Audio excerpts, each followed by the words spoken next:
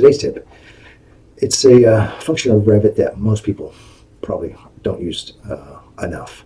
And I like to use the basic tour building wheel. And the reason why is that, let's say I'm looking at this particular section of the model here, and I want to rotate, flip to the other side of the building. Let's take a look at another electrical room, and now I got to get back. By using the touring wheel, I can rewind, go back in time to where I was originally.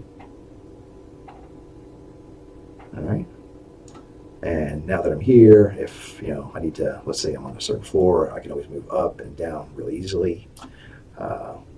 If I want to look around the room, say I'm inside, a perspective view, it's just very helpful. Okay, if you want to move forward, zoom in a little bit, zoom back, and I think, like I said, you can just move around, pretty easily. So, of course, once you start moving, when you come back, you kind of create a new feature, so you got to be careful. But if you're going to go and you want to flip, let's do it again. So, let's say I'm looking at this, and I want to get to the other side of the building, especially if you're comparing stuff. Like say you have a conduit run that's going from one electrical room to the next, and you just want to go back and forth really quickly. You can, like I said, you can rewind back, look.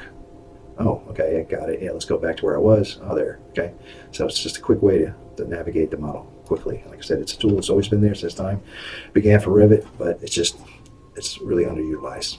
All right, that's today's tip.